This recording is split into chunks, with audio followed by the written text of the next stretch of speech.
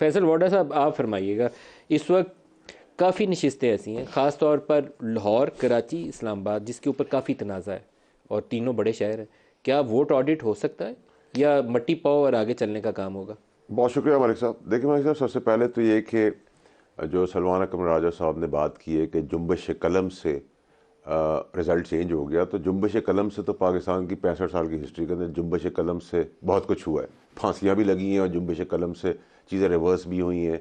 वक्त हाल वक्त ज़रूरत बहुत कुछ जुम्बिश कलम से हुआ है, नंबर एक। नंबर दो ये कि देखिए सलमान अकरम राजा साहब एक अच्छे इंसान हैं, एक अच्छे कॉम्पिटेंट लॉयर हैं, अल्लाह ताला ने उनको इज़्ज़त दी है। 2 4 5 की फेस सेविंग के अंदर तो फैसले आ जाएंगे, जो मैं समझता हूँ पाकिस्तान की रीत रिवायत देखते हुए। बाकी तो फॉर्म 45 जो है वो हारने वाले के पास भी है, जीतने वाले के पास भी है, जो इलेक्शन लड़ा है उसके पास भी है, पाँचवें के पास भी है। तो उसमें तो मैंने पहले ही कहा है कि वो छोले आप खा सकते हैं, चने खा सकते हैं, वो उसी के काम का आगाज़ आएगा। उसका फैसला नहीं आएगा? उसका फैसला हो ही नहीं सकता ना सर, क्योंकि अगर आप उसके आप कराची से बिलोंग करते हैं, 17 सीटें MQM को मिली हैं, PTI का दावा है कि वो लीडिंग पार्टी है और हाफिज़ नईम ने तो उसके ऊपर 7 मोहर लगा दी है। अब आपने क्या देखा? अब आप देखिए नदीम मलिक साहब, मेरे लिए कोई ये इलेक्शन जो है ना, कोई मेरे लिए नया तमाशा नहीं। कराची में हुआ क्या? मैं तो बहुत कराची में क्या हुआ?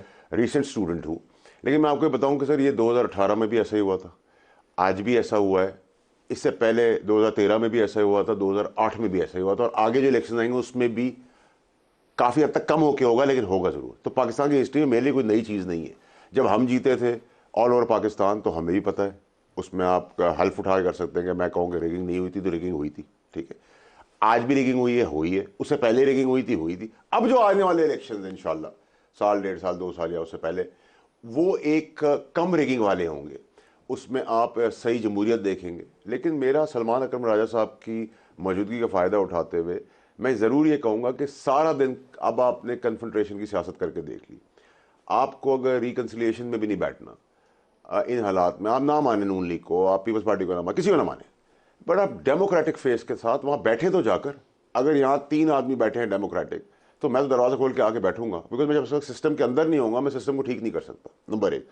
नंबर दो ये कि देखिए जो फ्रेजाइल हुकूमत का मैं बात कर रहा था आपसे, वो फ्रेजाइल हुकूमत बन गई। जो सीटों के नंबर दिए अल्लाह की मेहरबानी से वो भी वही आए, जो कोलेशन थी वो भी हुई। देखिए यहाँ तो अब आपको अंदाज़ा होना चाहिए, इक़्तिदार नून लीग, शहबाज शरीफ 80 नशिस्तों से हुकूमत चलाएंगे। देखिए मैं यही कह रहा हूँ सर, मैं तो 6 महीने 8 महीने पहले आपको बोल चुका था। शहबाज शरीफ 80 से हुकूमत चला लेंगे? नहीं चला सकते सर, नहीं, मैं 6 महीने 8 महीने से पीट रहा हूँ, मैं आज थोड़ी कह रहा हूँ आपसे ये बात। आज मेरे लिए नई बात नहीं, आज तो रिजल्ट आके एनालिसिस सब कर रहे हैं ना। नवाज शरीफ के साथ क्या हुआ? देखिए उनके साथ तो वो हुआ जो उन्होंने भी तफक्को नहीं की थी। देखिए वॉश आउट हो गई है, किसने ठीक किया? है। देखिए अवाम बाहर निकली, ओवरवेलमिंग नहीं थी लेकिन अनएक्सपेक्टेड थी, ठीक है, नंबर एक। नंबर दो ये कि देखिए जरूर रहेगी नहीं, एक सवाल का जवाब पहले आप दें, फिर आबिद शेर अली से पूछूंगा। नहीं, पार्टी तो है, पार्टी कहीं नहीं जा रही। नहीं लेकिन सर ये इक़्तिदार आखिरी है, जो इन पार्टियों के अंदर आ गई है इस बार। जो आपका ख्याल है नून लीग का आखिरी इक़्तिदार? 500% मेरा एनालिसिस है, बाकी तो अल्लाह को पता है, लेकिन मैं आपको बता रहा हूँ, मैं आपको ये कह रहा हूँ, ये गवर्नमेंट के जो अभी मसाइल हैं, $24 बिलियन आपने देना जून में, 3 सालों में। IMF का पैकेज है, IMF का पैकेज है, $74 बिलियन 3 इयर्स की रिक्वायरमेंट है। 24 तो आपने भी देना है। बिजली के नरखे हैं, बेरोजगारी है, आम खाने की अशिया की चीज़ें हैं, नौकरियां हैं, करंट अकाउंट डेफिसिट है, इंपोर्ट एक्सपोर्ट के बिल्स हैं, कैसे आप करेंगे? आपका पहला इंडिकेट देखिए, अभी भी आप फाइनेंस की तरफ जा रहे हैं, आप अभी भी पाकिस्तान को सीरियस मसाइल से निकलने के लिए खड़े नहीं हो रहे। आप फाइनेंस मिनिस्टर के अंदर, मैंने आपके प्रोग्राम में केयरटेकर भी कहा था, उस वक्त भी गेम हुई, आज भी आपके कह रहा हूँ कि एक आदमी है आपके पास जो पाकिस्तान की बेहतरी करता है बगैर किसी मुफाद के, सुल्तान अलाना साहब। वो आ खान साहब के भी राइट हैंड मैन है, चेयरमैन हबीब बैंक भी है। मेरा कोई लव लॉस उनके साथ नहीं है, ईमानदार आदमी, पाकिस्तान की खिदमत करते आए हैं। उनको आज भी आप फाइनेंस में ऐसे PM बना दें, वो ड्यूल नेशनल है, गेम ना करें, गेन ना करें और गेम ना करें, और आप उनसे IMF का रिस्ट्रक्चरिंग करा दें। उनके तो स्पीड डायल पे सारे बैंकर्स हैं। अगर आपको ऐसे अच्छे लोग पाकिस्तान के अंदर बहुत मौजूद हैं। आपकी तजवीज़ यकीनन शहबाज साहब सुन रहे होंगे। अभी शेर अली साहब, वाडा साहब का ख्याल है कि नून लीग की आखिरी हुकूमत है, 80 लोगों के साथ माइनॉरिटी अक़लियती हुकूमत आपकी इक़्तिदार में आएगी, मालूम नहीं कितना अर्सा चलेगी, क्या बनेगा उसके बाद? बहुत शुक्रिया नदीम मलिक साहब। फैसल वाडा साहब मेरे भाई हैं, मेरे लिए बड़े काबिल एहतराम है, सलमान अकरम राजा साहब भी। लेकिन सवाल ये पैदा होता है फैसल वाडा साहब से कि फिर क्या इसका ABCD छोड़े के इक़्तिदार में कौन आया कि कौन क्या है। कि सलूशन क्या है कि आप ब्लेम गेम से निकलें। अगर चले शहबाज साहब नहीं भी बनते पीएम, आप बन जाते, कोई बन जाते, तो पाकिस्तान के ऊपर जो डेट्स हैं, जो हमने सर्विसेज करनी है, आखिर पे करनी है, ए बने बी बने, इस्टेब्लिशमेंट की गवर्नमेंट है, काफ लीग की है, फैसल वाडा साहब की है, देने तो पाकिस्तान ने है ना पैसे, कौन से सियासतदानों ने अपनी जेब में से देने। ये देखें वाडा साहब के जो बुनियादी फसाद की जड़ है जो 2018 से शुरू होती है, चले उसको भी गुजरे कई साल गुजरे हैं। अब ये देखें कि ये ब्लेम गेम देना कि जी ये हमें चाहिए कि इस वक्त मुतफिका होकर सियासत करने के बाद में करने के जो पाकिस्तान के लोगों के इश्यूज हैं, जो हमने मामलात को आगे लेकर जाना है, तो हमें पॉजिटिवली इस वक्त सपोर्ट करना चाहिए कि गवर्नमेंट को कि हमें इन क्राइसिस से मिलकर निकलना होगा। वाडा साहब का भी उतना पाकिस्तान है, नदीम मलिक साहब का भी है, मेरे भाई सलमान अकरम राजा साहब का भी, मेरा भी उतना ही पाकिस्तान है। आखिर हमने ही सफ़र किया, लोगों की आगे प्रॉब्लम्स इतने ज़्यादा हैं, लोगों को मायूस करने की बजाय हमें कोई पॉजिटिव नोट के ऊपर आगे मिल बैठ कर चलना हो जाए। मैं भी हार गया, वो भी हार गया, साहब दिला सकते हैं नहीं, उम्मीद आप कैसे दिला सकते हैं? नहीं मलिक साहब चले मैं आपको बैठा देता हूँ 266 नशिस्तों में से, तो आप मुझे बताएं कि कैसे वजारत उज़्मा चलेगी, और आप वजारत उज़्मा लेने के लिए इतना जल्दी में है, ना पीपल्स पार्टी ने एक्सेप्ट किया, मेरे ख्याल में सियासी तौर पर दुरुस्त फैसला किया उन्होंने, ना JUIF ने हुकूमत में बैठना पसंद किया।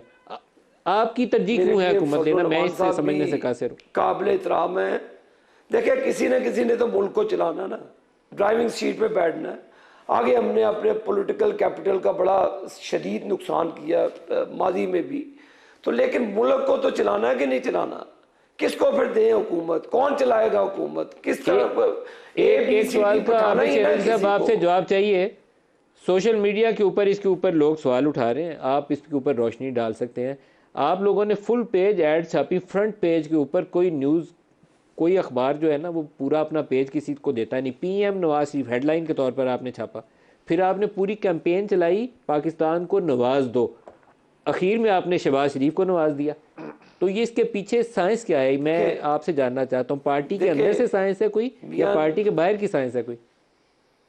मियाँ नवाज शरीफ साहब स्टेट्समैन हैं, उन्होंने मुल्क के वसी तर मुफादत के लिए हमें, हमारी एक अपनी हिकमत अमली है, हमने अपने पंजाब समेत पूरे पाकिस्तान को लेकर चलना है। देखें हर पार्टी की अपनी स्ट्रेटजी है, हमारी भी PMLN की अपनी स्ट्रेटजी है। पहले भी शहबाज साहब ने कोलिशन गवर्नमेंट के साथ रन किया, फिर अल्लाह ताला ने उनको मौका दिया। ये तो पार्टी का फैसला ना जी, मेरा हमारे दिल में जो मियाँ नवाज शरीफ साहब का एहतराम है, शहबाज साहब के भी दिल में वो एहतराम और इज्जत है। क्या पता हमसे कोई 10 हाथ उनका ज़्यादा एक बाप बेटे की तरह उनसे एहतराम हो, तो किसी की क्रेडिबिलिटी पर इस तरह डाउट करना, ये पार्टी का फैसला है। शहबाज साहब को नवाज शरीफ पार्टी के लोग उनकी क्रेडिबिलिटी को क्वेश्चन कर रहे हैं, आपकी पार्टी के अंदर से लोग उनकी क्रेडिबिलिटी शहबाज साहब का सुन लें।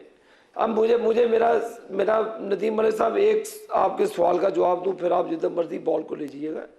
चले आपको इख्तलाफ होगा शहबाज शरीफ साहब से, आपका अपनी एक माइंड सेट है।